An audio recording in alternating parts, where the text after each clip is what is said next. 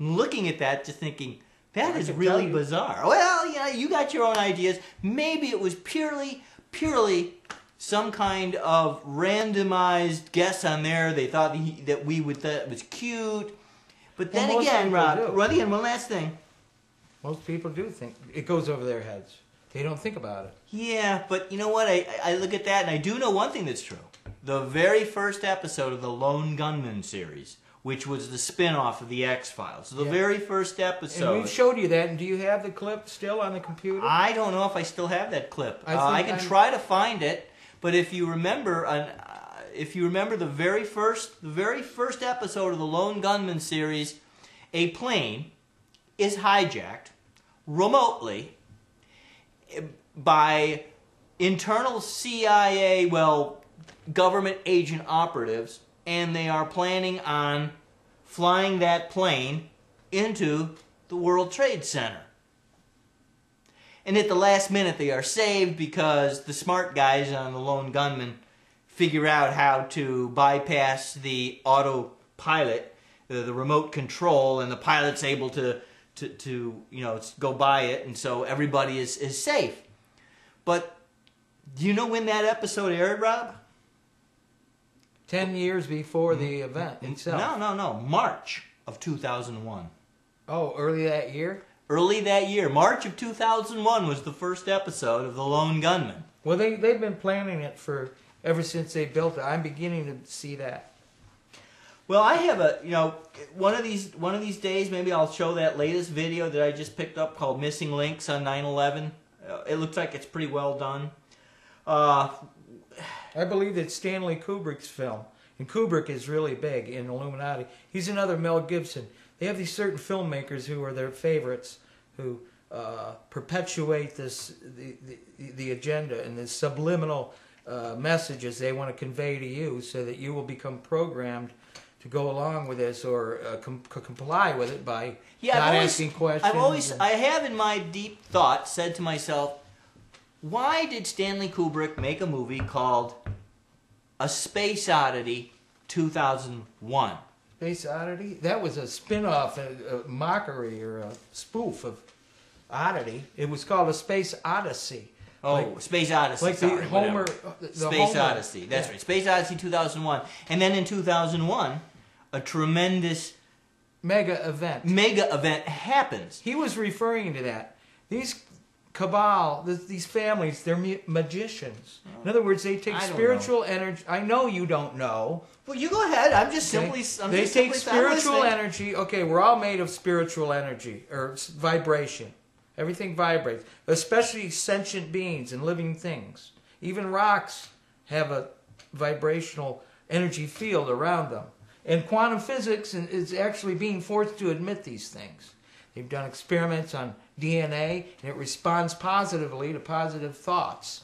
Because ultimately, thought creates. You are a point of consciousness in this universe, and you create your own reality. And it's all vibration, vibratory levels. Well, I do know that everything runs off sound waves. There are waves. They can form patterns with different sound frequencies. It's all about frequencies and what frequency your attention is focused on. I know this for a fact because the United States government and other governments around the world have created weapons that use frequency and wavelengths to do things to the human body and to the human mind. And they are developing weapons. Remember I talked about Men in Black? Of course I do. It related to the ETs, and that's... but you remember within another issue in Men in Black, not just the aliens in humanoid form. Shapeshifters? No. What did they do when they needed to talk to somebody? Yeah, give me that. No! Oh, too late. What were we just talking about, by the way? See? It works, doesn't it? Well, you know what? They have them now.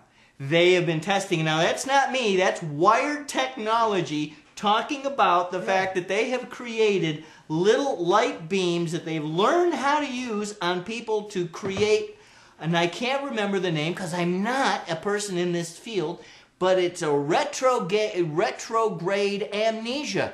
by simply flashing a certain kind of light at a certain frequency level Yeah. within the eyes, and it actually creates forgetfulness. Mice, people, other animals, they have that. So here I go again with this is so strange. They put on these movies, and yet they put on these technologies that people think are so science fiction. And yet, there they are. And I want to take you back to one of Schwarzenegger's early movies. Yeah.